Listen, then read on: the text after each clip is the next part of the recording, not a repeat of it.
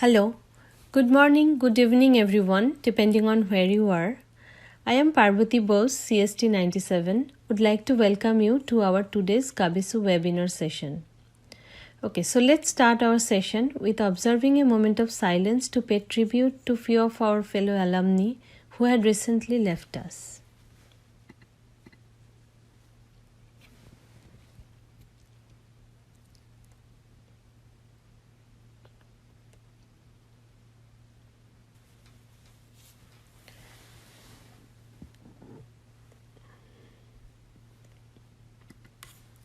Thank you. So now there are few ground rules we'd like to follow throughout the session. All of you can see it already, but I'll still go over it once. Since we have many speakers today, so let's try to stick to the time and the schedule to accommodate everyone. There should not be any promotion of personal or political agenda. Of course, none of us are doing that anyway. Let us foster a friendly bonding among our seniors, peers, and juniors. Next one is kind of important. Keep yourself on mute unless you want to speak. That would help us hear our speakers loud and clear. Also, once you join the webinar, please announce yourself in the online chat with your full name, year, and department. That would help us tag you, or you can tag yourself also using the rename option in Zoom. And if you are an overseas grad student and like to share your journey with us too, please mention in the online chat. We will call out your names once all the panelists finish their speeches. Okay, so that's all the rules. Now I'd like to request our GAABESU President, Anjana Ganguly, ETC 77 pass out from Mumbai, to deliver the welcome message. Anjana Ganguly, over to you. Thank you. I'm audible? Yeah, we can hear you well. Yeah. Good evening and good morning. Welcome you all to GAABESU's second virtual session. We already had one on 15th of August this year.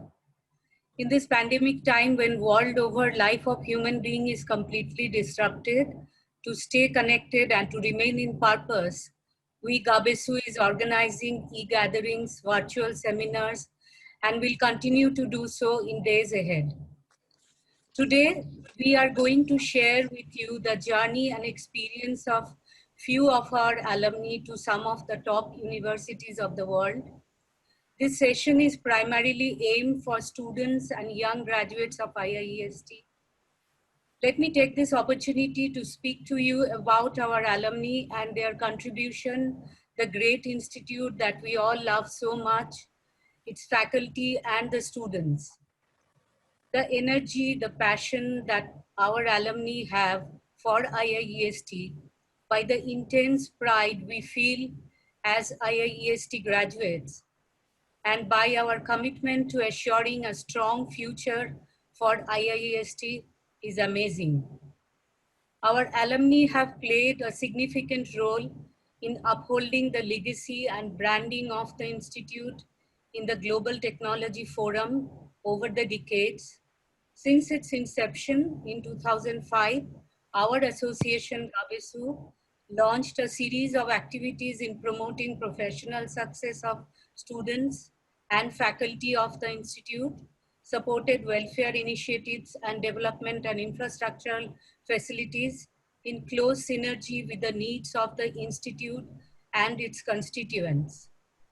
Our students take advantage of more than 140 scholarships, research award, fellowship, sponsored by various alumni chapters, groups, individuals every year. We are dedicated to further globalizing our mission through a systematic and sustained engagement between the IIEST community and the world at large. To name some of our this year's student welfare related initiatives, in January 2020, GAABESU jointly with ADI Associates, a foundation by one of our alumni based in USA, and JIS Institute of Advanced Studies and Research at Salt Lake, Kolkata, organized first ever seminar on innovation for global sustainability at Kolkata. Society for Automotive Engineers, SAE, conducted prestigious event for automotive design amongst various engineering colleges. The student chapter of SAE of IIEST participated in the competition with designing an all-terrain vehicle. GAABESU provided financial support to these students. GAABESU has launched a new website, www.gaabesu.in, with an improved look and feature in the month of May 2020. Request all of you to visit our website. We are continuously adding features to the same. We look forward to Institute's views on framing the future projects and activities taken up by GAABESU in promoting the excellence of students and propagating the legacy and branding of our alma mater. I urge whoever present here today and not a GAABESU member to become member and strengthen our hand, to tell your friends and colleagues from this institute to take GAABESU membership. Please visit our website and there is a main menu tab called Join Us.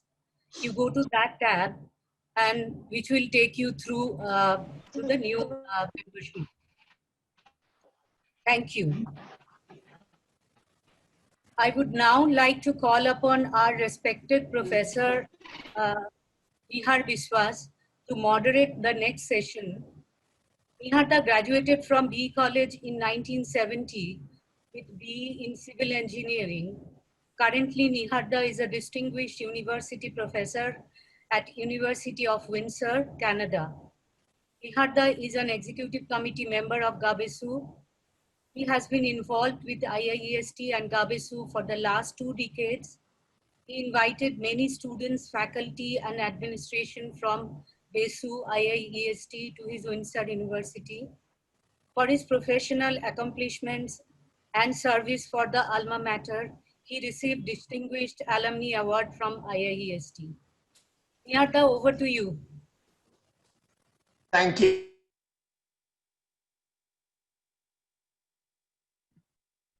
Niharda, we cannot hear you. Oh, thank you. Thank you very much, Madam President. Welcome, everyone. Very good evening to those who are in the Indian subcontinent, and good morning to those who are in North America and nearby here. Here we start. Today's main goal for us is to reach out to you, the participants, the audience, to inspire you to think about higher studies in some of the best schools in the world. This is an informal session, but the information that will be provided, that will be extremely valuable. With some luck and lots of hard work, we have been able to bring together 5 exceptional former graduates of BE College, BESU, as well as IIEST, spanning almost 5 decades. We also would like to take this opportunity to celebrate the accomplishments of many other past and senior alumni, and many of them who are here today and will be participating in our session. We know that our 5 special guests are at different stages in their professional lives, but you will soon see that they have traveled similar path and have been highly successful or on their way of getting there. There is no reason why you can't achieve the same. Our guests will share their journey with you, starting from the time when they were in our beloved institution to all the way where they have reached today. Also, we expect to hear from several of our alumni who are currently studying in North America. I want all of you to make the best use of the presented information and follow up in the future. We are hoping that through this session, we'll be able to motivate you. I'm confident that when you hear from them, you will be inspired. You will see that the dreams are achievable if you are focused, determined, and have a positive mind and follow through. With that said, please allow me to introduce our special guests. The very first, I'm going to welcome Dr. Gautam Dasgupta. Gautam Chattopadhyay graduated from BE College in 1987 in Electronics and Telecom, received MS in EE from University of Virginia in 1994, and completed his PhD in Electrical Engineering at California Institute of Technology, we know Caltech, in 2000. He holds many positions. Currently, he is a senior research scientist at the NASA's Jet Propulsion Lab, Caltech, as well as a visiting associate at the Division of Physics, Mathematics, and Astronomy, also at Caltech. His Bell Distinguished Chair Prof at the Indian Institute of Science, Bangalore, and an adjunct prof at the Indian Institute of Technology, Kharagpur. He is a fellow of IEEE and IETE, India, and an IEEE distinguished lecturer. Please welcome Dr. Gautam Chattopadhyay. Thank you, Niharda. I want to thank Swapan, Anjana, Parbati, and others who actually made this event possible. And here I want to talk to you about my journey from Novogram to NASA. I grew up out in outskirts of Kolkata, a small village called Novogram. The railway station is Konnagar. And I went to a school, Novogram Vidyapit. We, like many of us, our school did not have much infrastructure or facilities, but we had a few dedicated teachers. And because of them, I then came to B College. And those were the 4 best years of my life. And I'm sure many of you will say the same thing. And from then I wanted to, I always had some kind of fascination for physics, though I was doing electronic engineering. I landed up at TIFR, Tata Institute of Fundamental Research. And there I met Professor Jayant Nalikar, Professor Govind Swarup. Many of you know that Professor Swarup, actually he's the father of radio astronomy in India. He passed away last week at the age of 91. And then I actually was part of building a giant meter wave radio telescope in India. That was the largest radio telescope in meter wave lengths across the globe. And from there, I had always in my head this kind of be in the bonnet to think about all these big things I used to dream as a kid. To come to NASA, come to hear about all these big engineering and universities. And if you have that kind of dream and passion, it doesn't cost anything to dream. I came from a very, very poor economic background. Sometimes I didn't even have full meals a day. And when you are hungry and you're lying in the bed, then what else do? You dream. And so I applied to US and came to Virginia first to do my master's. And then either I was brave or stupid, I don't know. I told my master's thesis advisor that I'm going to apply to 3 universities for my PhD. And if I get there, I'll go there. Otherwise, I'll stay back and do my PhD at Virginia. I applied to Caltech, MIT, and UC Berkeley. And to my surprise, I actually got admission to all 3 places. And then I went to my advisor and asked him, where do I go? And he actually did his PhD from Caltech. So he made my decision-making process very simple. And he said, go to Caltech. And I came here. And one of the things that happened to me, that though I was in electrical engineering, my advisor was in physics department. So I used to sit in the physics department, and every winter, 3 doors from my office used to be Stephen Hawking. And I used to talk to him, and all these big name physics professors used to come and talk to him. One of them was Kip Thorne. Many of you know Kip Thorne actually got Nobel Prize for physics for discovering the detecting gravitational waves. In 2017, he got prize. So I met all these people. Another person was down from my office was John Schwartz. Many of you know that he is the string theory. He's kind of the father of string theory. And then David Politzer, who got Nobel Prize in 2004 in physics. So I was surrounded by people like them, and I was really lucky. Sometimes I used to pinch myself and think, am I still dreaming those dreams that I used to dream in Novogram? And then from there, I really, I got a call one day from NASA asking me to join there. And luckily at that time, there was no video phone. Otherwise, they would have seen me jumping up and down because that was my dream place to work. And then I came here and I'm living my dream every moment. Never on a Monday morning, I think I'll have to go to work again because I'm excited. I'm like a kid in a toy store and enjoy every moment. This has been a great journey and I'm really, I cannot sometimes believe that the life that I'm having and the work that I do, and they even pay me for that. So that is really a great, honor. And but again, the foundations were built. All the other stuff. Caltech. You talk about NASA and everything. These are the external, paintings on a building. That foundation was laid at B College. So that's what I really feel proud about.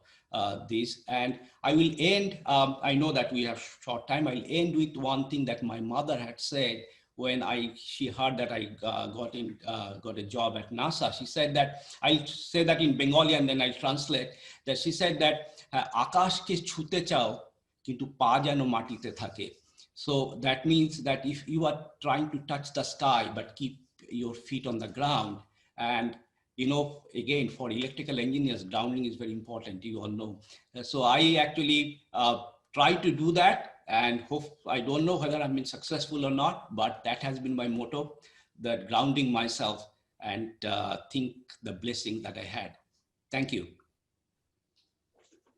Thank you very much, Dr. Chatterjee. This is very inspiring. I know Navagram very well, and I know that Vidyapith as well. So, okay. Let me now introduce Dr. Suhama Bhattacharya. Suhama Bhattacharya graduated from GAABESU Shibpur in 1998 in civil engineering and earned his doctorate from Cambridge, UK, investigating the failure mechanisms of piles in seismically liquefiable soils. Since 2012, he holds a chair in geomechanics at the University of Surrey. He is also a visiting fellow at the University of Bristol. He previously held the position of senior lecturer in dynamics at the University of Bristol and lecturer in engineering science at the University of Oxford. Junior research fellow of Somerville College, also University of Oxford. Recipient of Frederick Palmer Prize and the T.K. Sheath Award from the Institution of Civil Engineers, UK. Recently, he's also working on the dynamics of wind turbines, including soil structure interaction, and he has developed some integrated design methods for monopiles. Let us welcome Dr. Suhama Bhattacharya. Hello, thank you very much for a very kind introduction. So I was born and brought up in Kharagpur, and then I came to B College to do my engineering. So I did that for 4 years. In 98, I graduated and went to CES. We all know CES because it's a B College run company, it's often said. So I joined there and I worked for 2 years, mostly in Calcutta and sometimes in the Delhi projects. So I have done at the time a lot of bridges for the east-west and north-south corridor, buildings as well, quite a few things at the time because that was the Bajpayee era. So there was huge amount of development in roads going on at the time. So I was doing a lot of pile foundation design. And then there was 2 big earthquakes in earthquake of Kocaeli, the Turkey one. And at that time, there were a lot of pile buildings collapsed. So I was using Indian standard codes to do all the design of piles for many, many bridges. So I got an offer to do a PhD, state PhD from BE, so no master's degree. So I got the Cambridge fellowship. And at that time, I made an application because I thought, well, let's give it a try. So I was called for an interview in Delhi in Tinmurti Bhavan. And at the time, the board was full of MGK Menon and the basically ex-Cambridge stalwarts. And there they asked me lots of questions. I managed to pass the interview, and then I got a scholarship. And that scholarship basically gave me from my home in train to Delhi, from Delhi a flight to everything was paid for. And at the time, the trustee for this Nehru was Sonia Gandhi. So a chance to visit her, to have a tea before departing. So I came to Cambridge, and then it was a different environment because there's no big building, only small buildings like huts, and there's no. So it was a sort of, I was going in the past. It's quite a bit of a different type of environment. Then I saw on the street Stephen Hawking, because at the time he was there. And at the time, Amartya Sen was the master of Trinity College. So we used to see these people in the street. And it was really a different experience to see these sort of people whom we see in newspapers and articles, and they were in there. So apart from studies, I was also attending those general lectures given by these Nobel laureates, economists who used to come and visit there. So I had a fantastic 3 years. And during my PhD, I worked on this problem about why pile foundations collapse in earthquakes. And actually, just to give you a short, I know that many of are not civil engineers here. Actually, most of them are not. Just to give an idea that actually when we design a pile, we design the piling as bending failure. So we assume that the pile is a beam. So what I showed, actually piles are columns, because when a soil liquefies, say up to 20 meter depth, that's a long column. So we must design piles like long columns. And therefore we design piles wrongly as beams in liquefiable soil. So after my PhD, I joined offshore engineering, a company called Fugro. So they were at the time designing oil rigs for deeper water. So water depth of 3 kilometers. So I started working there, learning about the offshore engineering things. And at the time, I also got a fellowship to go to Japan for a year, because they were curious about this new theory of pile failure. So I've been there to TIT, Tokyo Institute of Technology. There I also gathered a lot of things about earthquake engineering, learned, assimilated. And after a couple of years in industry, I felt I should go back to academia, because I'm not getting enough time to do some of my own research, what I want to pursue. So I got an offer at Oxford University, where I joined as a lecturer. And there I was trying to pursue different things. And after 2 years, I got a post for senior lecturer at University of Bristol, where they've got big shaking tables. So I did a lot of testing. At the time when I was working, I felt about the sustainability, because the oil, we are exporting oil from deeper water, like depths of 3 kilometers, even more. And there's a peak oil. Once the oil is finished, what will we do? And apart from that, the oil is the cause of most problem in the world. If you see the whole growth, world growth was due to oil. And when the oil will, and all the trade, everything, all the conflicts in some way or the other linked with oil. So I realized that actually something else has to be done. So I started working on wind turbines. So offshore wind turbines, so large scale. So you can produce large scale power from offshore. So over the 10 years, I've worked on offshore wind turbines, and this is one of my now basically dedication. So I'm working on how can we produce power from offshore. So I'm working with NTPC, ONGC in India. So they are now trying to move towards renewable energy. So they're trying to build an offshore wind farm, offshore Tamil Nadu and offshore Gujarat. I'm also working in Taiwan projects, also in America, East Coast, with Tufts University, working on wind turbines. Also quite a bit of work I'm doing for wind turbines in Europe. So recently I wrote a book on a foundation design for offshore wind turbines. Is by Wiley, and there is not much code of practice available. So this book is some sort of guidebook for carrying out designs. And so before I moved into offshore, I thought I will finish my earthquake part. So I also finished a book on foundation design for earthquake areas. So basically to finish off that part of my life. And this has given a lot of links, contacts. So I could sit in UK, non-seismic country, and collaborate with many people around the world on these things. So this way, so basically when I found the opportunity, I tried to make the best out of it. And what I would advise is that you got to think bold, to take some risks, you got to take some challenges. If you don't take risk, we can't move forward. So I would end up here.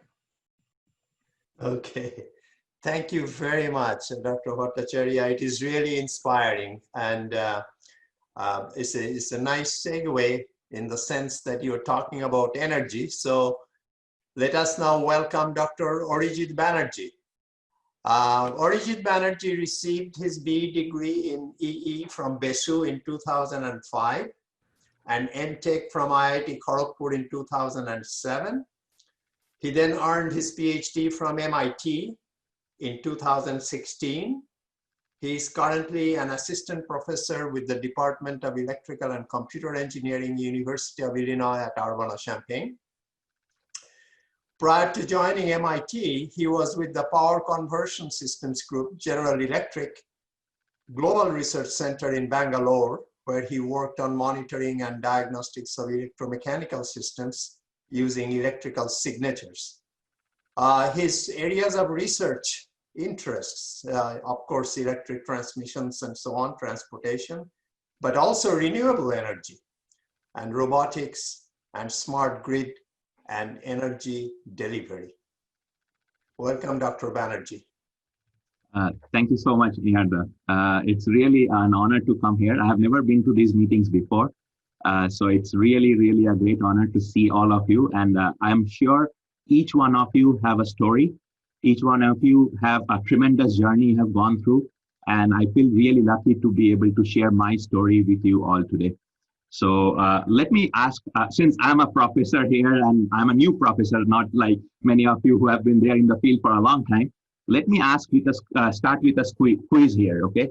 So can any one of you tell me which batch picture was this?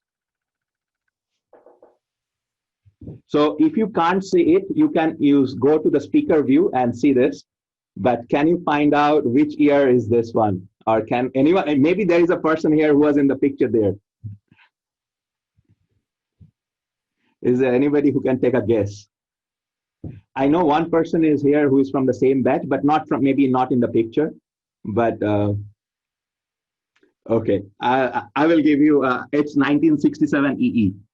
And when I grew up, this was the picture which inspired me a lot. The reason is in this picture, right in the middle, okay, right in the middle, marked as red dot, is Professor B.K. Bose. And you will be asking me, okay, well, where did I get this picture, right? I was talking to Provida just before this meeting commenced. In fact, my dad was also a student of B College. So marked in green is 1967 EE, my father, Swapan Banerjee. And seeing him, it was like always an inspiration to me, like, oh, one day I will go to BE College. I didn't know about MIT, anything else. Like seeing him, it was like always like, oh, I want to be like my dad. And fortunately, I got a chance. I entered BE College. And again, I'm not too far from Gautam Das, Konnagar, Barakpur. And yeah, I was in Kharagpur, so I'm not too far from them. But it was like a dream come true getting into BE College, electrical engineering, same department. And here are so many faculties, if you see, they are like, many of you have seen them over the years. They have retired, maybe some of them late in 80s or 90s. So it was always an awe-inspiring thing to know B.K. Bose and then Professor B.K. Bose and then my father and so on. So anyway, I was lucky and I got into got my graduation from BE College. So one thing I said to myself all the time when I was in BE College, okay, 2004, 2005, I will stay in Kolkata forever. I'm never going to leave Kolkata. I want to stay with my parents. I want to stay as close to my parents, and that's all I'm going to do. So in fact, I got offer from some companies, Infosys, I'm sure everyone gets here. So We are all high achievers and we always aim for the high here. So I got offers. In fact, I got an offer from for doing my MS from IISc Bangalore, but I said, no, I don't want to go. It's too far. So I said, okay, I'm going to do my master's from Kharagpur. And I got a chance. It's only 75 miles away. I can come back every weekend. And it was like, okay, I'm here. That's it. I'm not going to do anything further from here. I have to find a job. So anyway, and I failed so many times. To be honest with you, I applied to Indian Engineering Service. I cleared my written exam, but my interview didn't go well. So I failed. So anyway, I didn't get accepted. I think it happened for the good. But anyway, so I graduated from Kharagpur. But before graduating from Kharagpur, I got a chance to go and do my master's thesis in Germany. And this was my eye-opening experience. So this was the first time I'm getting out of West Bengal directly to Germany and doing my master's thesis in Germany. So it was fascinating experience, seeing their passion for research, their understanding of what they look for, their time sense, how they are very punctual in what they do. It was an amazing experience. So after that, my advisor who was advising my master's thesis, he said, why don't you come and do PhD here?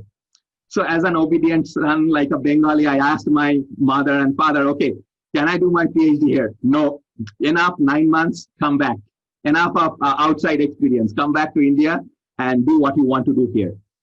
So after that, what happened was since I was in Germany, I was not able to sit for campus interviews in Kharagpur. So literally I was out of job. I don't have a job. I come back to India and that's it. So fortunately, I got an offer from GE Global Research. And this was another tremendous experience I had working with a company which is such a vast, such diverse, and working on so many technologies. This is a picture which is my most favorite picture in GE. So I used to work for Global Research. I used to build algorithms, as Niharda was saying, on monitoring and diagnostics. But this is me driving a locomotive. This is a 4 megawatt locomotive. And I was driving it to test my algorithms. It was an amazing experience and it just opened my mind. But at that point, till this point, I never knew what MIT was. Where is MIT? What is MIT? I have no clue. Okay. In GE, somehow, someone told me, do you know about MIT? There is like this fancy school somewhere in Cambridge. And I didn't even know which Cambridge. I thought maybe it's in UK. Okay, let me Google it. So, okay, let me find where MIT is. And I saw MIT is in Boston and so on. I said, okay, this might be a good place to go and do a PhD, but it's like really, really top university. And at that point, I was also feeling like, okay, I should probably do more studies because I was not very happy with my knowledge, whatever I was going through. So I applied to MIT. And in fact, I also applied to University of Illinois and they didn't accept me. I keep telling all my faculty here, you didn't accept me. That's why I came back here as a faculty. But anyway, long story short, I was lucky to get to my dream. And this is the awe-inspiring picture I can ever think of. This dome is where I call is the temple of technology. This is one of the fascinating experience I had. Of course, BE College was super great. It was excellent. But at the end of the day, when I entered this temple, it was like, oh, okay, that's it. I don't know how to express the joy here, you know. And I was very lucky to get a fantastic advisor. This is my advisor. And he was like screwing me up left and right. So he was giving me the toughest problem. He was like, okay, that's far right. He was trying to get me through things which were like really, really tough. But at the end of the day, it was so much fun. And as you can see here, it was not just about research. It was about a human-to-human interaction. It was about building relationship. And I think that is very, very important as we go forward. Like he took us to go for a Boston Red Sox game and everything. So it was amazing experience. So one thing I also learned from MIT was that it's okay to say no. If I don't know anything, it's absolutely fine to say no. But anyway, let's move on. But days were always not sunny. As I was getting through this professional experience, my financial condition was terrible. Okay, I was having a family in Boston, and if you are in Boston area, you know how costly it is. It was a disaster financially. It was like paycheck to paycheck. Okay. And anyway, I survived and I said, okay, now I need to move on to probably I will graduate one day. And I defended my thesis. So, okay, that period was over. I defended my thesis. It was one of the best theses I can ever dream of. This is my advisor. This is my setup. This submission went very well and nice and everything. Finally, the moment came. hooding from getting a hooding from the Dean of Engineering at MIT. It was like the best. This is probably, after this picture, I'm okay to die. I don't need to live anymore. And I am okay to die at this point. But that said, I still have jobs to do. I have to move it forward, right? I cannot just take from the world and just let it go. So now my responsibility is to the next step. And exactly that's what I'm doing. Is my next chapter is at University of Illinois. My fantastic colleagues here, they are all stalwarts. They have written books in power and energy systems. So they are like the best people I can ever dream to work with. That said, I have a fantastic, my own research group. There are a bunch of young kids from all over the world. I have a fantastic class. I love teaching, as you can see. This is my class, and we are having fun in the class. Okay, we are asking concept questions and so on. So it's like amazing place to be in. But that said, if you think about it, one of the key things, as I was mentioning, is the networking piece. This is a picture I took recently from when I was at a conference, okay? And this picture is basically from all MIT alums. And these are all power electronic colleagues and friends. And if you look at this picture, all of these are faculty at the top institutes in the US. Princeton, Cornell, Michigan, MIT, Akron, Wisconsin, Stanford, Berkeley. They are at some point, they were my friends. So having that connection is an amazing gift I got from MIT. But that said, I'm always grateful to my professors, and maybe some electrical engineers are here, BE College, they will recognize a couple of faces immediately here.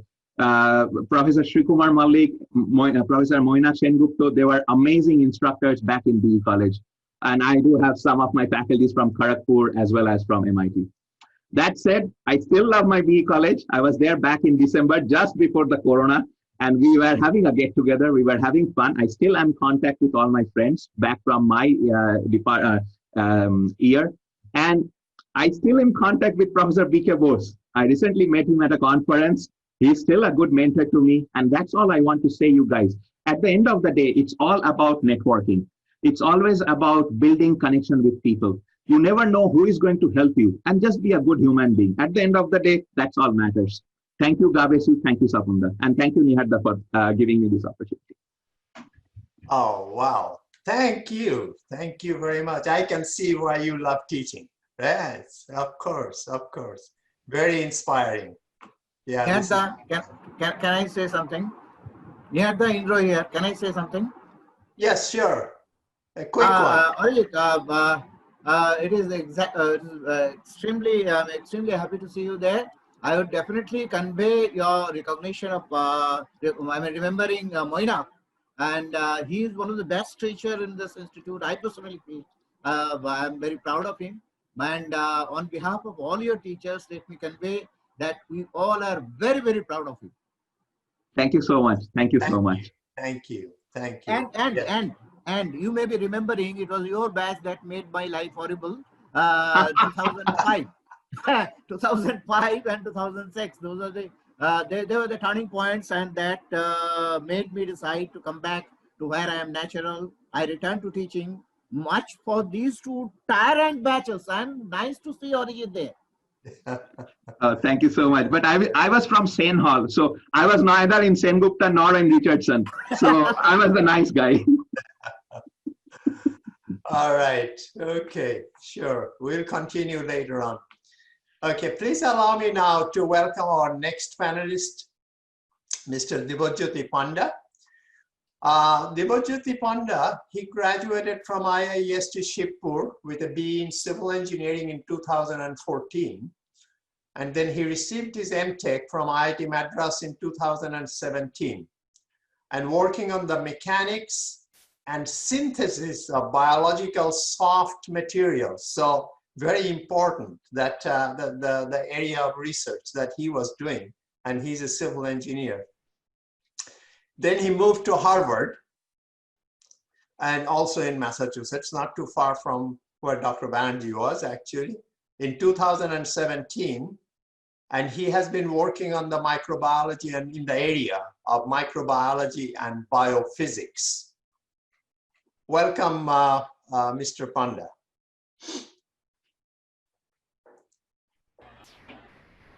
Diwajyoti was there. I've seen him. Hi. Can you see? There you go. Yeah, and can you hear me? Yep. Yeah, cool. So firstly, I would like to thank GAABESU for giving me this opportunity to interact with my illustrious seniors and my juniors. It's indeed a great honor to share the virtual stage with alumni as illustrious as Professor Chattopadhyay, Professor Bhattacharya, and Professor Banerjee.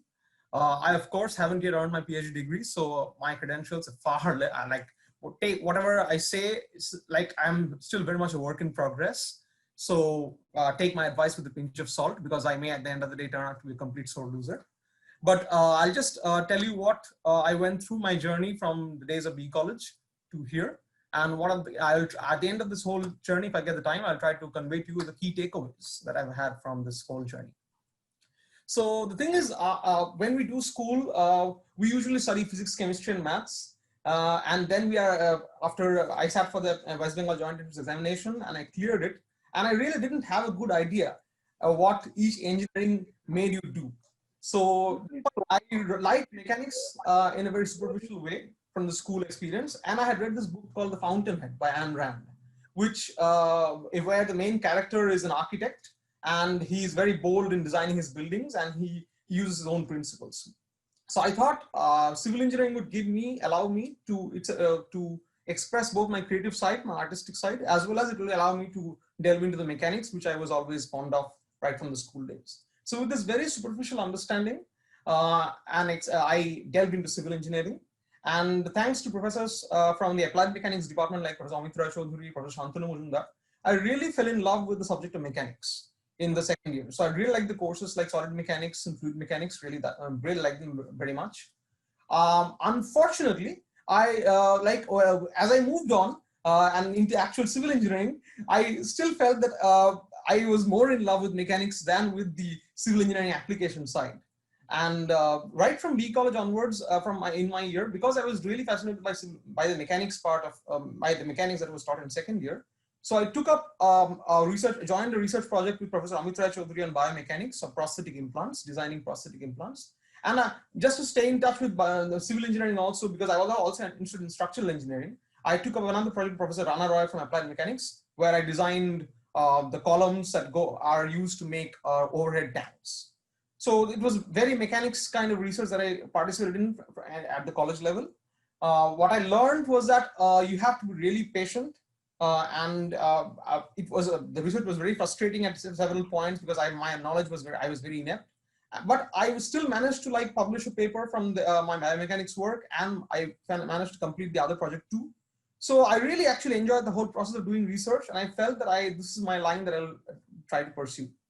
Now, I had worked previously with mechanics of hard materials, and I was always fascinated with the human body, because when I was studying biomechanics, I used to read papers from on biomedical problems, and I felt that the more interesting mechanics perhaps may lie in the soft materials, because their behavior is much more non-intuitive as compared to let's say elastic materials or hard materials. So when I decided to do my master's at IIT Madras, I explicitly mentioned to my advisor that I would like to work on biological soft materials, because I think they have very cool mechanics, underlying mechanics, and I would like to understand that.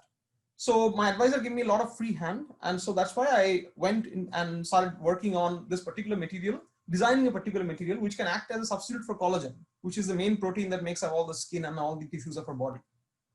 And I designed that material in the sense I designed the microstructure for particular regions of the body. And then I modeled it did rigorous mechanical modeling of it. And I did experiments all throughout. That was my first experience of doing experiments, as in I made the material and I also characterized the material. And then I modeled the material using a mechanical framework. So that was a good 2 or 3 years of good experience at IIT Madras, where I learned a lot of things. I learned that I came to know about a lot of areas. So there is this thing, I always believe that there are these known knowns. Then there are these things called known unknowns. We know that we don't know these. And then there are these things called unknown unknowns, which you don't, like things that are there, which you don't even know exist. So I came to know about a lot of these unknown unknowns when I went to IIT Madras. It broadened my horizon. I had a solid foundation, I think, in mechanics, but still at the end of the day, IIT Madras broadened my horizon. And because my work went well, so my advisor said this thing to me. I was also a little homesick.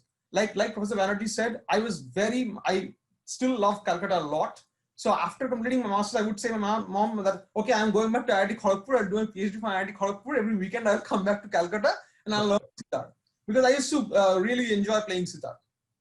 So, but my professors, because I did a good work there at IIT Madras, they pushed me and said that, okay, just do a PhD from abroad, learn more things from there, and then come back.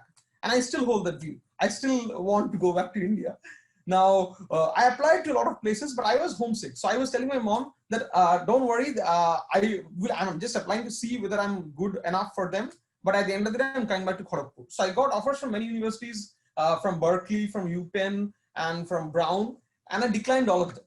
And I applied to Harvard, in a very, I was actually very reluctant to apply to Harvard because the thing is, when I was doing biology of mechanics of soft materials, mechanics of biological materials, I actually got more interested in the biology side too.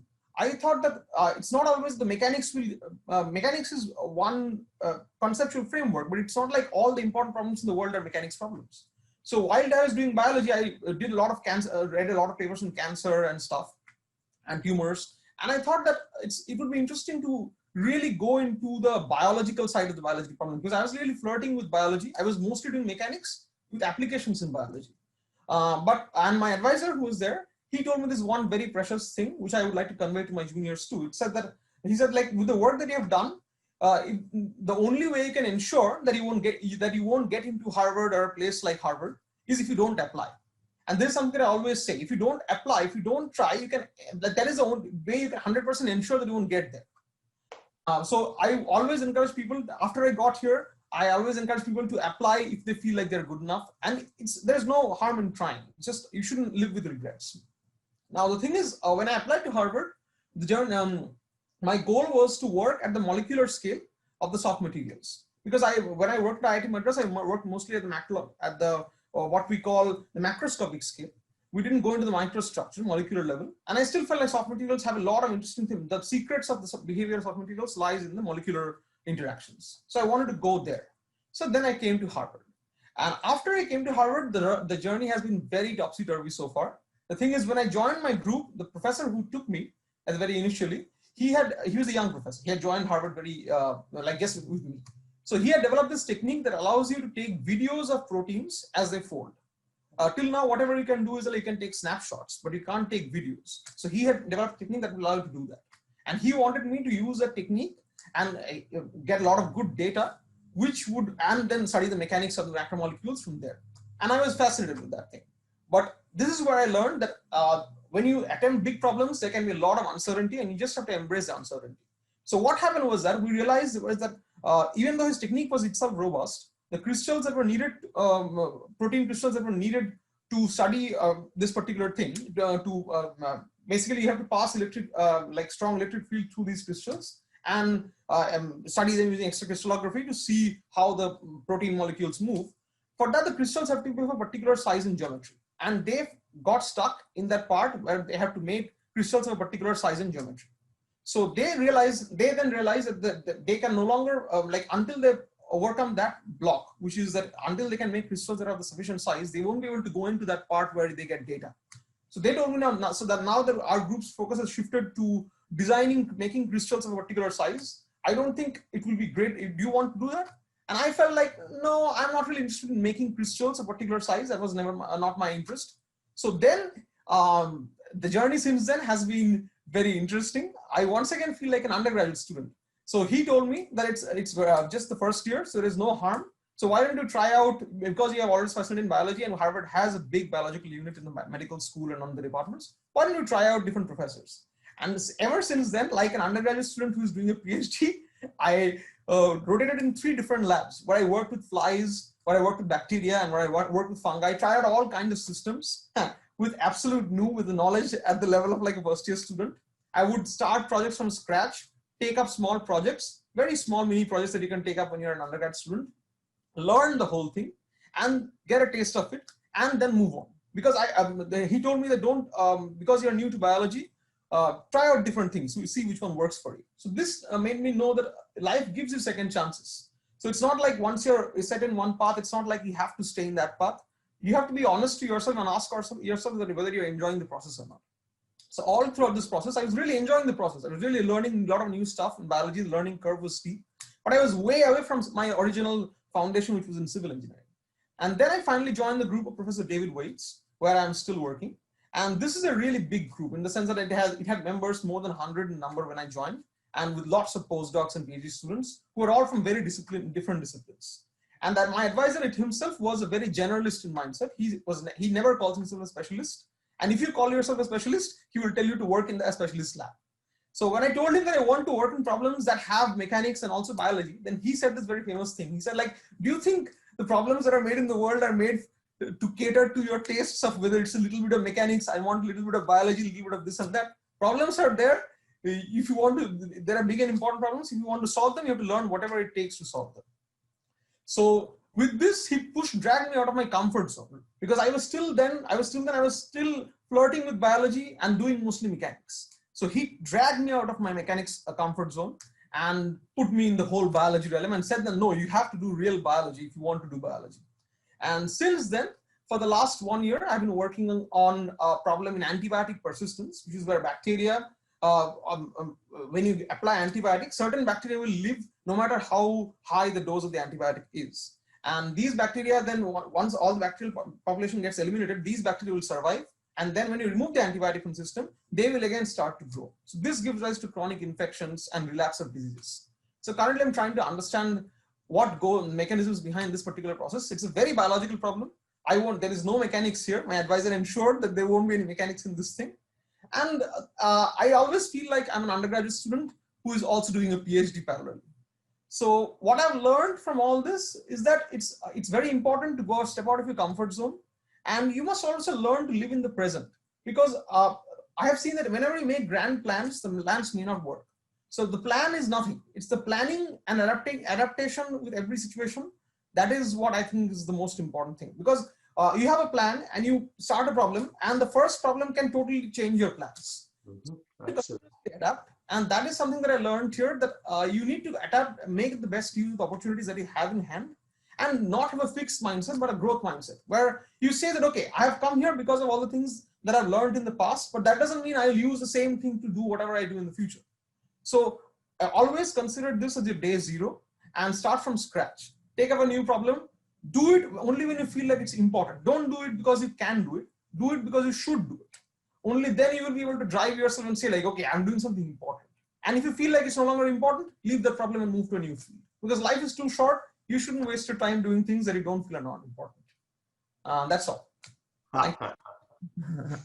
Thank you very much. That was really fascinating, your journey and how you moved from project to project. And you are absolutely right. When you are doing research, you really don't know which way you are going to go, because it can get blocked and then you have to find other ways. So you're absolutely correct. Absolutely correct. Thank you. So, but we did talk about mechanics, so that will give me a segue again to go and ask our Dr. Gautam Dasgupta. What a privilege for us to have him here today. It was like about 3 days ago, we found out that he is available and so on. So we are really pleased to have him. Dr. Dasgupta received his BE and MS in Civil Engineering and Applied Mechanics from BE College in 1967. Then he did his PhD in Structural Engineering and Structural Mechanics from University of California, Berkeley in 1974. He then joined famous university, Columbia University, in June of 1977. Was the founding chair for the International Mathematica Symposium and has been the vice chair of the Turing Centenary Colloquia as well. He has chaired many groups in ASC and ASME in elasticity, structural dynamics, and probabilistics analysis and biomechanics. He's internationally known in the area of finite element and analysis of structures and stress analysis. Let us welcome Dr. Gautam Dasgupta. Thank you very much. Very kind introduction. And I will start that I introduced myself that I had my pre-doctoral education in BE College. And then the confusion starts. People ask me about the year. I don't know which year should I mention, the year that I got in 1962 or the year I graduated BE 1967, or graduated Masters 1969, or left BE college in 1970. So this is the confusion that I have. I just wanted to share that when I got into BE college, I was 16 and spent rest 8 years of my life in BE college, and there is no way to describe that tremendous impact. So I'm going to take advantage of this situation to tell you that how I was at each step, helped, I shouldn't say just helped, mentored, nurtured by our college people. So let me get started. The BE college was an accident for me to get in because I never showed any engineering kind of skill or other things. And I was growing up in Calcutta, so my father wanted me to be away from Calcutta. So he went and filled up the application form for me. And then in the application form, it comes, alphabetically, civil, electrical, mechanical. So he signed me for that. Anyway, so I started, I didn't have any complaint. And at that time, I realized that the person who stood first in higher secondary, he also applied for BE college and civil engineering. Because it's kind of strange now to reminisce, 50s, BE college was the crown and civil engineering was the crown, because everywhere else you find other engineering schools like, Banaras was very good in mechanical, electrical, stuff like that. But they always said that the head of a project is going to be a civil engineer. So there were many, many good people who joined civil engineering and graduated, and they did everything from Indian classical music to writing drama and things like that. So in BE college, civil engineering was what I should say, was really a core engineering. And I could realize that the advantage of BE college or India or anything that people talk about, being a backward place, was the good that we followed the 1920s curriculum of Imperial College, which was challenging. That's why, the first 2-3 years of mathematics and things like that were so rigorous. And the foundation was just fabulous to become anything that you want to. So today we have from mining engineering, who is a computer scientist, then an architect who is a mathematician. So it's a hodgepodge. And that's the way it should be. So anyway, I got into BE college. I hardly had any idea what is going on. Didn't do that well in the drafting things because I spilled ink on the paper. But nevertheless, I found out that the mathematics class was very good. So I always was scratching my head that why, don't we use cos and sine instead of, pen and ink? Well, that didn't take me very far. So I managed to pass civil engineering 67, and I was just loitering in the corridor. I must say that from day one, I got to know some people not being in the civil engineering department. One was Professor Shankar Sen, because he was very vocal and he used to always talk to people, electrical engineering. And another person, at that time we had an applied mechanics department called Bimal Sen, who was a very timid kind of a small, very ground, what should I say? Very, very friendly person, but a person with enormous compassion and the knowledge. So I had the benefit of taking mechanics from Professor Bimal Sen, 2nd, 3rd, 4th, 5th year. And then okay, so that was the end of it. So I told him that, sir, what do I do? He said, join the master's program in applied mechanics. And that time also we had another BE college person, P.N. Chatterjee, who was the chairman of the applied mechanics department. He used to teach fluid mechanics. They were all BE college people. And then when I joined master's program, I thought that they are not sir anymore. They have already become our BE college dada. So the BE College Dada was a complex mafia enterprise that I still cherish today. And just few days ago also, I cherished. Okay, so I got into that master's program, this, that, and again, that, and then I joined the teachers training program, which was for 3 years. And we have to finish the master's in 2 years. Now, but in the morning, we didn't have any class. Why? Because we used to attend all the mechanics labs. I must tell you, I broke, I don't know how many pieces of mild steel bars with each class. But for every experiment, I learned so much. And still today, I mean, this year also, I'm teaching this viscoplasticity course for the PhD students. I still feel that grounding was fantastic. And Professor P.N. Chatterjee, for some reason,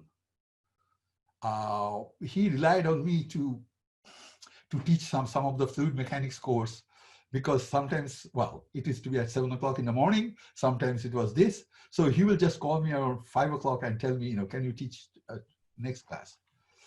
I thought that opportunity I will never get, never, ever get. So that was the part of the teachers. And then when I went to masters in Pandya Hall, there were about 3-4 students. They graduated ahead of me, but they came back. And they knew all the dadas who were already working in Calcutta. It is unbelievable. Those dadas after work will come to Pandya, will take us out for Jatamotai to have Shingara cha. They will pay for it. And not only that, they will sit in front of us and ask to do those problems. I remember there always to be one moment distribution problem. Unless you know it, you cannot do it in 1 hour. So they will sit. First day it takes 2 hours. We say, we are going to give. He said, no, keep on doing it. So this sounds like a lie today. But in BE College, like just being what I'm trying to say that I was always a little brother there, and this Dada has always overshadowed me. Okay, so I finished that. I finished my teachers training program, that. So definitely I was going for all over for application and other things. So Professor Bimal Sen told me that please apply in Berkeley because they have very good mechanics program. Okay, I had no idea. I didn't even know that in the US, there are different grades of universities. Something is good, something is bad. I thought it's just like India. Everything is the same. But that was not the case. And then BE College had 2 of the students who were studying in civil engineering. One is Diwajyoti Roy. He was 3 years senior to me. He was a very famous student leader. And that was in 1965. And what should I say? In 2015, he wrote a finite element book, what he calls the C finite element, which is really a fundamental way to attack finite element. And he has a very good mathematics background. So he has proved that a lot of the things that people who work in finite element use that, he calls them ad hocism. Those are just ad hoc, no mathematical basis for that. So Debuda is the one who then picked me up, what should I say, by my ear or hair or whatever you want to say. So he brought me to Berkeley. He picked me up from San Francisco, and then he told me what are the classes to take and things like that. And then I signed up for 4 classes. A couple of students, they already had fellowship and other things. They were IIT graduate, this, that. They say, don't take more than 3 courses. Debuda got very upset at me. He said, don't forget that you come from BE College, okay? These guys come from, how we used to talk about other people, right? I don't think that we do that anymore, because just among us, if you promise not to tell outside, that time Jadavpur was a joke. Anyway, so well, now they make jokes out of us. Okay, so then Debuda got me started, and again, we were taking all kinds of things. anything. I mean, tell me something that course and other things which were related that we didn't take. How did it start? Okay, we had to write Fortran programs, so we took Fortran. Then from the Fortran, the professor said, look, to understand Fortran, you have to take assembler. So we took assembler. And then one guy said, actually, there is a theory of computation. So that is much more fundamental. So we took some mathematical logic, this, that, and there was, I took 5 courses on topology. So there was, you cannot distinguish between, who was what. By the way, there was also one very famous student from our college, Partho Chakraborty, I think. He stood first all over. And he was a very good student and very good researcher, worked with Professor Chopra on his fundamental things on solid structure interaction and things like that. So he was there. Anyway, 1970 I came, 74 I finished, and I did, I did some work in the lab again. For some reason, I was very fascinated with the mechanics labs. And I must confess that over the year, I lost that. And I can feel that. So without the lab, that mechanics is not as hot as doing in the lab. So I could do some lab in Goldsmith lab, and Professor Goldsmith has a student, his name is Ajit Mal. He used to be our maths teacher. And then he went to UCLA and I think he retired.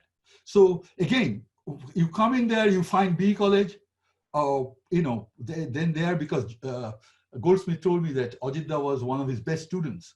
Ajitda had a PhD in applied math, and he did wave propagation.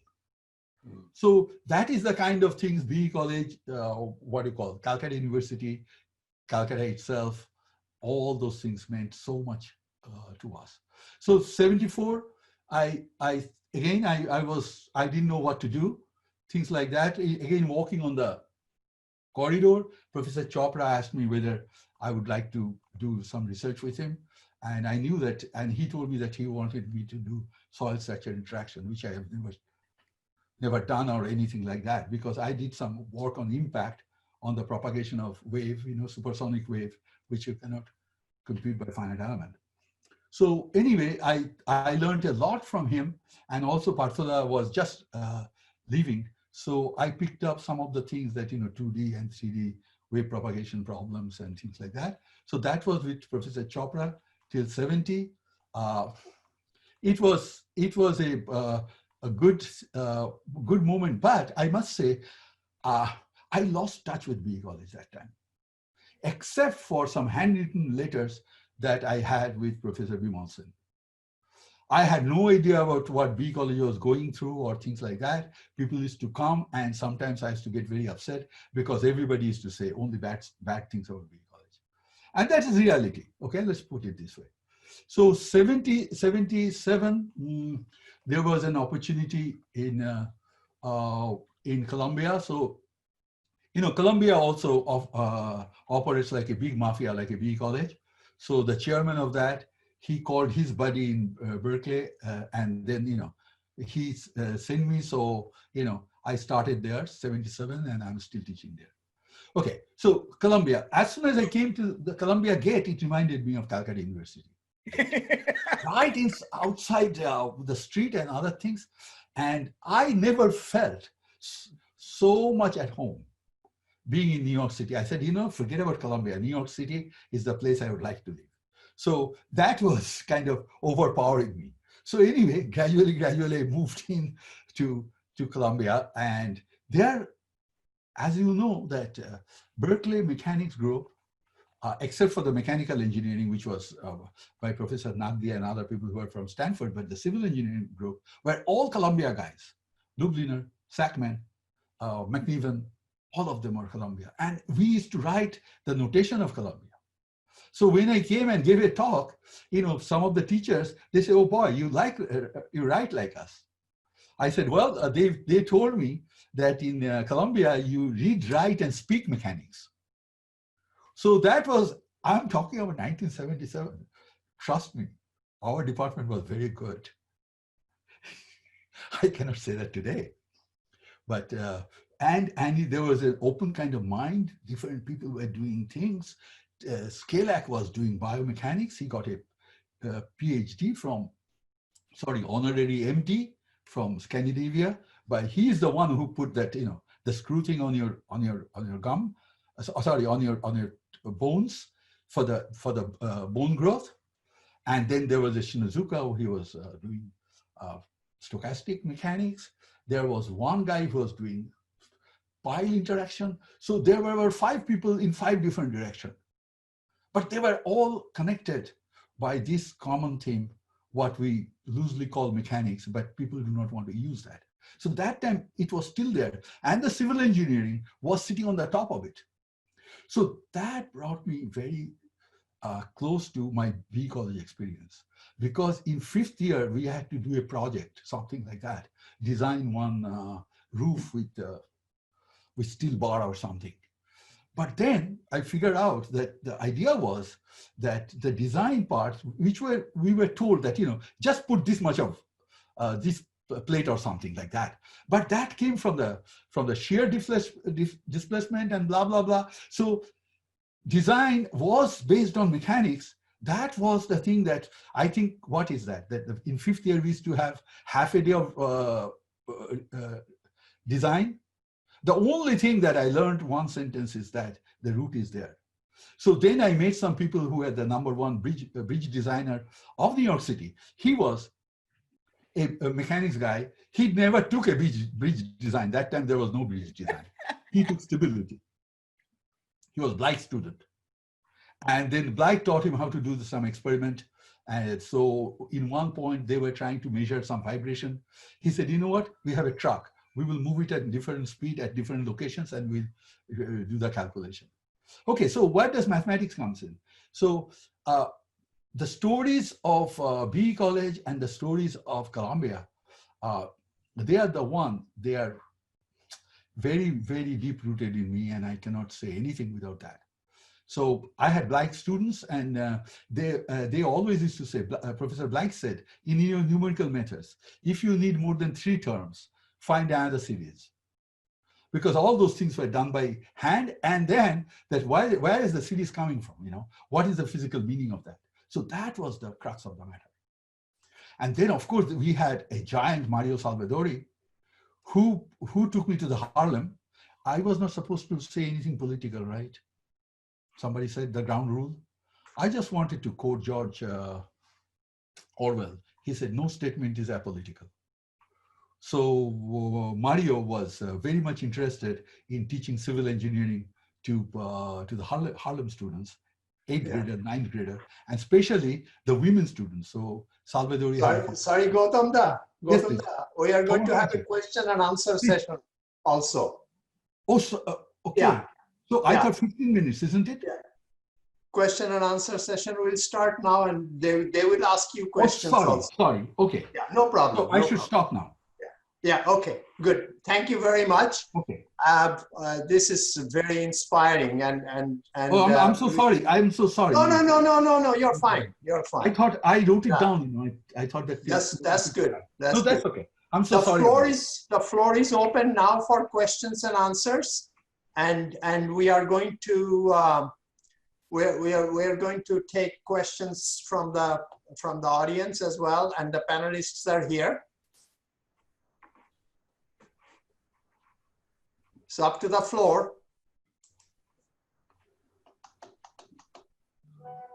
প্রবিদ্যা হাত তুলেছেন, প্রবিদ্যা বলুন। শুনতে পাচ্ছো? Yes, we can hear you. Am I unmuted? Yes. I can hear you. I have a request and a comment rather than a question. The request is to Nihar, and that is that he make the email addresses of the panelists available with their consent to people who might want them, so that they can get in touch with them after this seminar if they wish, if the panelists agree. My comment is to my younger brothers and sisters. And it is this. Gautam is talking of a time when I'm a graduate from of 62, so I just missed him. When there is more than one instance where a student got a chance to go to IIT Kharagpur and Bengal Engineering College Shibpur and chose the second. I'm sure Nihar will confirm me when I say this, as will people like Amitabh and Achyuta. Let this be an inspiration to you of what our alma mater was and what its students were and are. That's the point I'm making. Thank you very much. Thank you. Thank you. Well, we are hoping that we'll have few more questions from the floor. Niyarda, this is Biman. I just have a quick comment. Yes, Biman. I Yes. would like GAABESU and Swapan to continue with this kind of session. It's truly inspiring, even for people like me at the age of 60 plus. Actually, Origid, Diwajyoti, all of you, you inspired me to be a lifelong learner from this point onward. So I'll join your class someday. Thank you. বিমানদা তুমি কি বলে মেঘনাথ কেন একটু দেখা দাও না রে এখন সবাইকে বলতে দে প্লিজ কন্টিনিউ নিয়ারদা Yes, thank you very much. Thank you. যারা প্রশ্ন করছেন তাদের জন্য মুখটা দেখা যায় আর কি ইন্দ্রজিৎ ভিডিওটা অন করুন ভিডিওটা হ্যাঁ So any more questions now? There are about at least 50 people there. Are there any graduate students here that, Nihar, you want to call out? Shruti, are you there? Asmita, are you there? I didn't see anyone. She was there at one time earlier with her husband, actually. Hello, sir. Can I ask a question? Yes. Yeah, Shavik. Sir, yes, sir. So I am currently a fourth-year mechanical engineering student at IIEST Shibpur. So, sir, I wanted to ask you all, since all of you have sometimes at some point of your life been in an illustrious university. So, my question specially goes to today's speakers. So, how much do you feel in modern times is the importance of research at the UG level? Because what we see is that most of the papers getting selected at the universities like Cambridge or MIT nowadays, they have published some amount of work at the UG level, maybe even at least one paper. So that is kind of, we see that it is wanted. But I have heard from other people, say from our alumni and also from other professors, alumni of other universities, who say that it is not that important. So I feel pretty confused about this matter. So it would be very nice if you people enlighten me to some extent about this. Thank you. Origid, will you take that on? Origid? Sure, Nihar. So here, Shovik, thanks for the question. I think I had the same confusion when I was at your age. Like, okay, should I get more papers? What are these things and everything? So let me tell you, this is my personal opinion, okay? And again, there are variations and there are other faculty here who can add to this.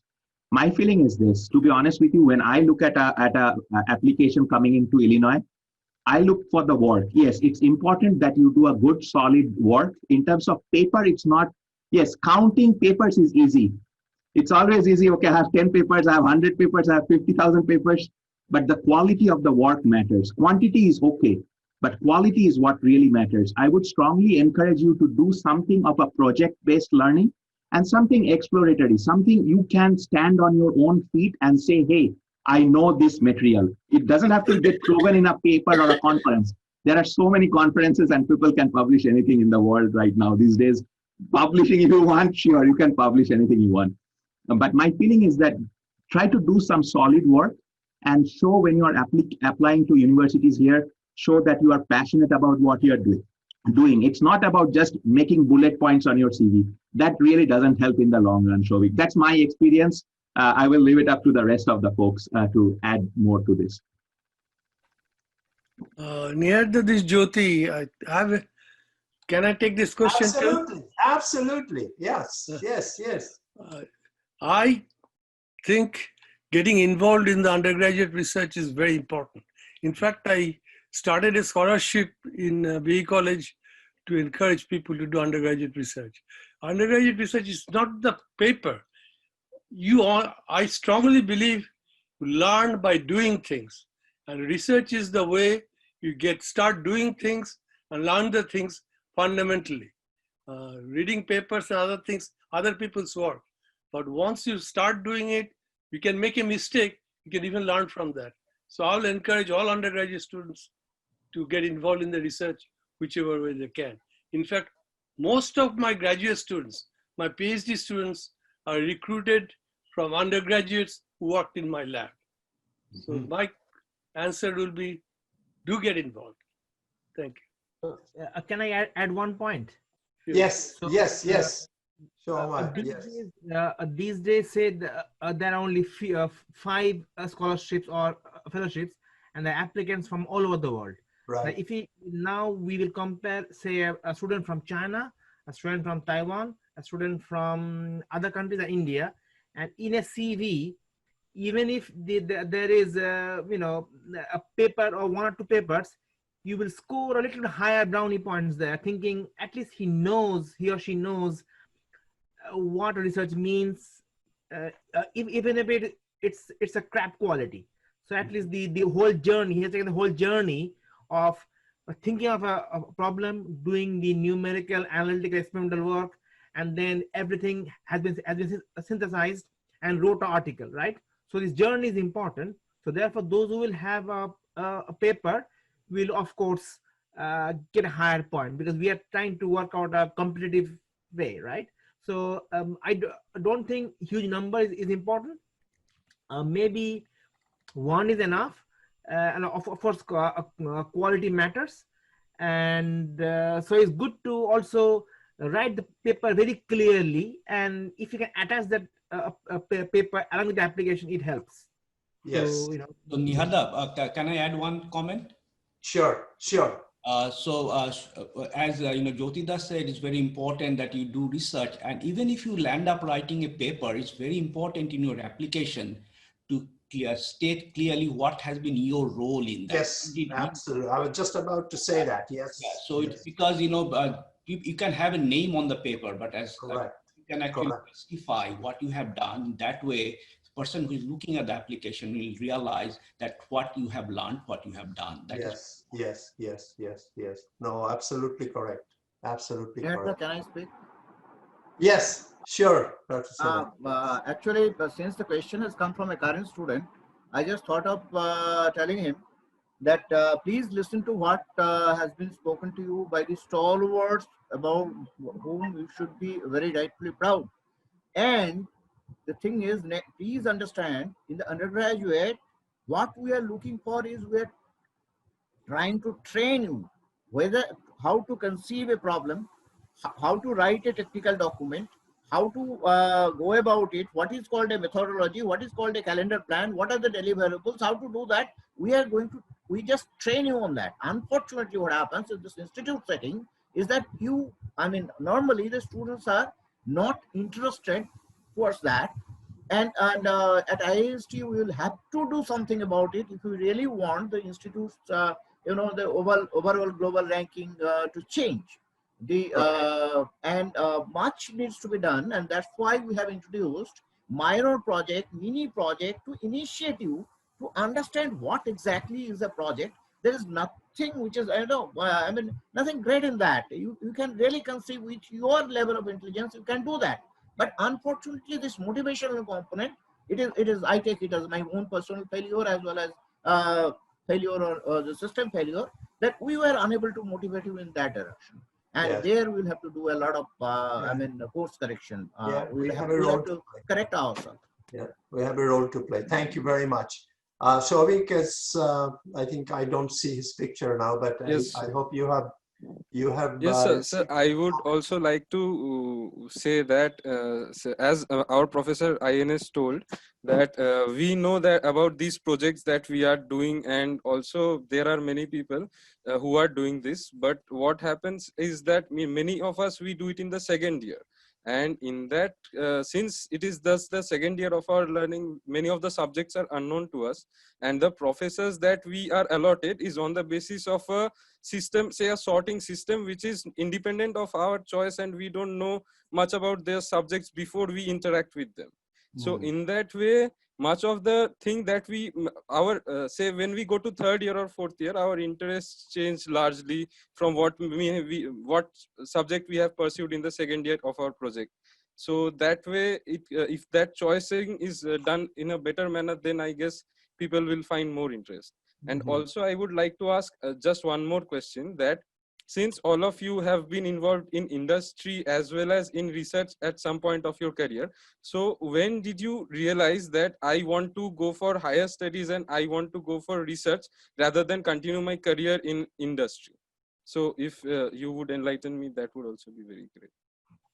So can I say one point? Yes. Yeah.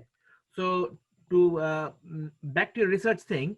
So what I would say, why didn't you open an account in ResearchGate? And there, if you type in your, you will get lots and lots of literature available, lots of help. So apart from the help, what you can get from IIEST, you can also take the advantage of the global system through this ResearchGate. Yeah, so that will be a one important thing to use the digital revolution now, that you can get the information. Thank you. Thank you very much. Yeah. Thank you very much. Can I ask a follow-up question? Yes, sure. Sure. So I am also a batchmate of Shobrik, the present mechanical engineering student. Please unmute other people who are not talking.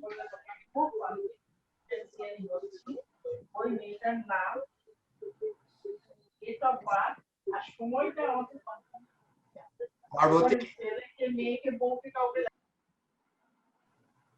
Hello. Okay. Yeah. Yeah, Shubhecha, please go ahead.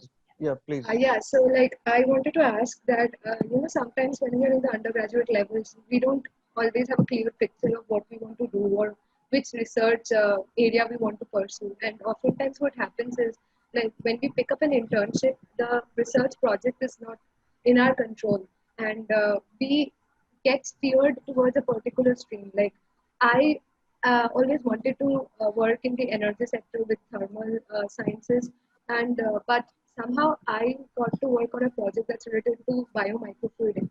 I enjoyed my work, and somehow since I worked in biomicrofluidics in my second year, I kind of picked projects with other professors relating to that topic as well, because I thought a continued work that is continued on that line would actually add to my profile. But at the back of my mind, I always somewhere want to pursue that field in that energy sector. So now, if I want to apply later for MS abroad, so like, should I go for a line that is related to energy sector and thermal science apart, that is a bit away from fluid mechanics? Do I stand a chance in terms of application wise? Would be my question. Somebody. Can I take this question? Yeah, sure. Okay. So thanks for the question. So the thing is, I think it's always research is one place where once you start working on important problems, there is a lot of risk associated with that. And most of the research work, you can often feel painful if you don't really enjoy or feel motivated enough to pursue the problem. So I think it's very important, what you're doing now, that's fine. But I would still encourage you to also, when you're applying for masters, I would encourage you to apply in a field that really interests you, because you have to sustain yourself in the long run. You can't just do something by default. Do something which is by choice. So it's when I did my work, when I was doing my research work, I used to always ask myself whether I'm enjoying the process or not, because results will come far and few in between. Most of the time, it will be just hard work. You have to stick, grind. And at that time, if you're really enjoying the process, then it won't feel like a pain to you. So I think it's good that you're doing work in biomicrofluidics. It's a very exciting field. A lot of work is done in the lab too. But if you're really interested in the energy sector, you should parallelly do a project in the energy sector too, with some professor who works in energy. And even if you're not able to do that, when you're applying for masters, do a good work in biomechanical fluidics, present that as an evidence that you can do good quality research, and then say that I want to work on this field and give a solid, honest, clear reason why you want to work on that field. I think if you have a good, solid motivation, and if you can prove to the professor to whom are applying that you have done good work in the past, maybe in a completely different field, which is what happened with me. My work in the past has no bearing to what I'm doing now, and there was no expertise now that I'm using that I learned in the past. So it doesn't really matter that you have to have the same expertise from beforehand to work on a project now. You can work a totally different, but depending on the professor a lot. But I think you can prove that you have done good work in the past in a different field, and then you can give a solid motivation as to why you work in the current field that you want to pursue. For example, in your case, that's energy. Then I think that's totally fine. That's my personal opinion. But I think it's always important to do things that are truly interesting to you. That's your calling, I would say. Don't do things by default. Do things by choice. That's. Thank you very much. Parbati, you have someone online now? I think Aratrika wants to ask a question. Aratrika, would you please unmute and you want to ask? Firstly, thank you for giving me this chance. I have actually 3 questions. First one is like, I am electrical engineering 3rd year. I want to know which are the upcoming areas where I can do my research work in my final year. And the second question is, what should be considered while applying to universities abroad for research work? And my third question is that I have done a project recently on analytics that was user-generated content analytics. I'm also interested in analytics. So is there anything that I can work on this part too? Like, Gautam Chatterjee, Gautam, will you take that? Sure. So one of the things is that, what are the areas, if you had asked someone who actually started doing their work, let's say undergraduate degrees in 2016 and who are graduating now, things have changed completely, right? Because of the pandemic. And also, I don't think that you should always think in those terms that what are the things that will be hot in the near future, then I should work on those areas. Instead, it makes much more sense to actually focus on your, what, as Diwajyoti said, what you are passionate about.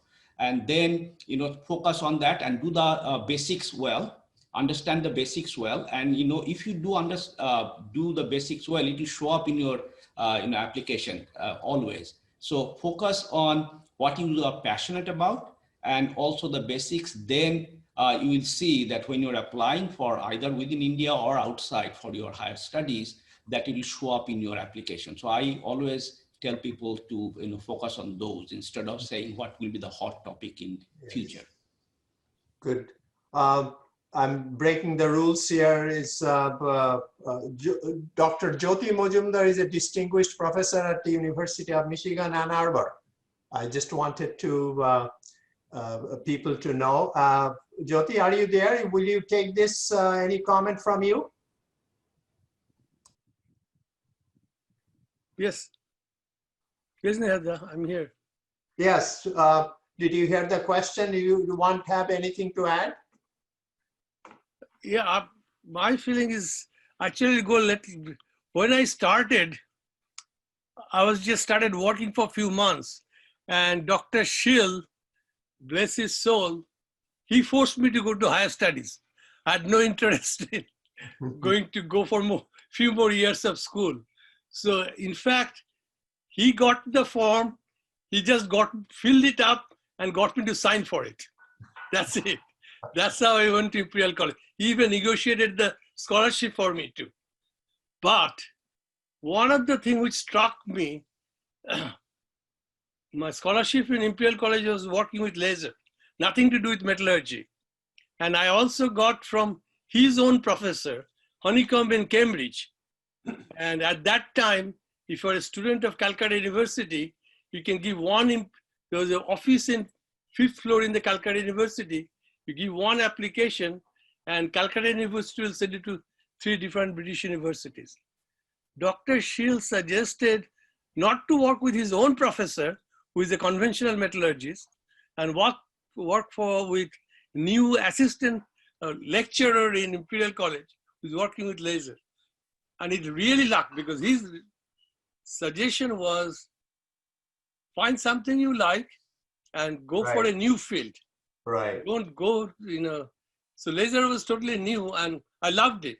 And I always tell my students and my family, I never worked in my life. I do my hobby and I'm still doing it for last 40 years. Thank you so much. Thank you. Parbati, please go ahead. Yeah, Shayan said, you want to go ahead? Yeah, sure. Hi, I am Shayan. Currently, I am E&TC 2019 pass out, currently working at Qualcomm, Bangalore. So, like, my question is, I am planning for to go to Masters in 2022, like after 2 years of industry experience. So, my question is like especially for those who are in academic areas. So, like, how much the undergraduate CGPA like marks matters in for applying, provided they have some like extracurricular activities like research paper and some like industry experience. So I have some confusion regarding this because like I want to apply for like some like top college, but my only like one thing my held back me like my academic undergraduate score are quite like not so good.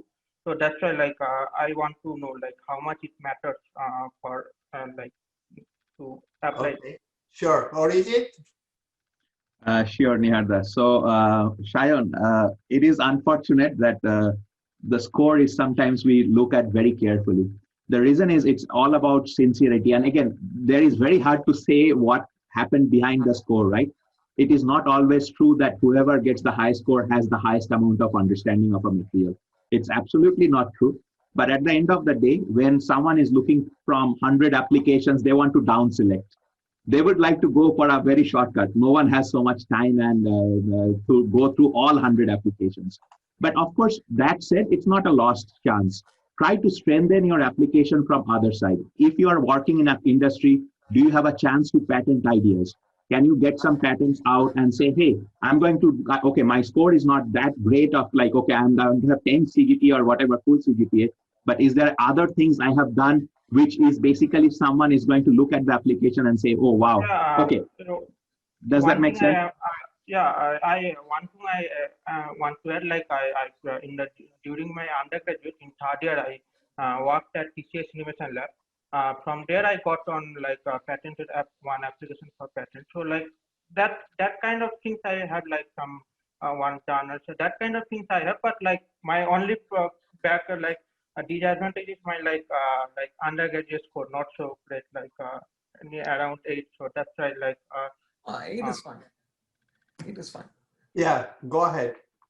Go ahead, Diwajyoti. You had some. So yeah, I think 8 is fine. It's like if you can prove to the professors that you've done good work in the past, you have a solid, because they will interview you eventually. If you can prove that you've done a good work in the past, like solid work, you have a good conceptual foundation, you have a strong motivation to do what you want to do now. It's not like you're doing things randomly. And then I think 8 is, I think, a decent CGPA. I know a lot of people who are here with a CGPA above 8, but who have done really good work in other areas. So it's like one metric. The assessment is, I think, done in a more holistic way, where they don't take any one particular factor into account, but they usually use those scores like GRE and CGPA to do their initial filtering kind of thing. But if you have extraordinary merits in other sectors, like for example, if you've done really good work, then I think that would stand out in your CV. And I think it's at the end of the day, when you're writing the statement of purpose, you should have a clear story. You should convey that you have a good understanding of what you, and convey honestly what you've done and did in the past, why you want to do what you want to do. And I think it shows. Like professor is usually experienced enough to understand just by talking and reading something that how good a conceptual understanding it is. Don't put bluff, put what you have done and give a clear motivation. Then I think 8 CGPAs, I don't think it will be, it's not like I would say 8 C will take you some to places, but it won't stop you from going to places. I think it's okay. You don't need to worry about that because you have patented applications. That's a huge thing. I don't know many people who have patents at an undergraduate level. So yeah, go ahead. Don't be afraid to apply. I would say that. So just to add to that, Niharda, Devajyoti exactly said the right thing. Shayan, at the end of the day, and I think Devajyoti said this, someone was mentioning this, at the end of the day, the worst way to lose is you don't apply. Okay, I will tell you honestly, one of the regrets, I think, again, it's not a regret, it's a great thing, that I never appeared for IIT exam, entrance exam, because I always thought IIT is for the tigers, okay? So IIT is for the tigers, and I should never apply to IIT entrance exam. Means I never know whether I will get in or not, but I should have just applied. So Shayan, give it a shot. Nothing can stop you. Like, okay, worst case, you will get no. Who cares? You can move on. So now, Origid, we know that you are the Royal Bengal tiger. I wish. Shourav was my icon, so you know how I am. We are about Shourav. So anyway. Okay, so Parbati, we have any more questions? I don't see. I think Shomodip. I'm not sure. Shomodip Haldar, do you want to go? Like, I saw that you wanted to ask something. Okay. Yeah, I see he's so, on mute. well, I'm not sure. Very, very interesting and a lot of information here.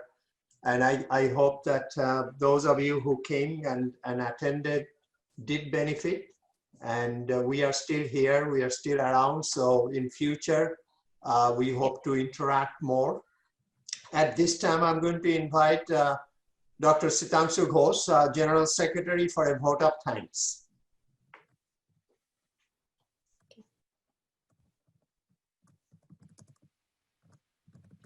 Sitanshu is around?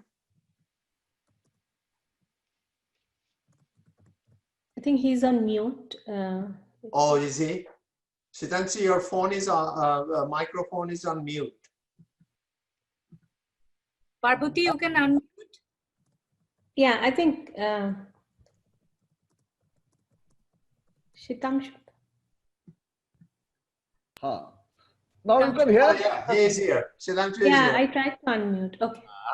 Nihanda, I am not doctorate. I am just simply graduated from BE College in the year 1980. Then I did my MBA, and throughout my life, I have worked in the industry. However, so dear alumnus and present students of IIST, on behalf of GAABESU, we are thankful to all of you, those who have present in our e-meet today. Particularly, my heartiest thanks to the speaker, Gautam Chattopadhyay, Suhama Bhattacharya, Origid Banerjee. Everybody has completed his PhD and they are doing very good in their field and from the renowned institute.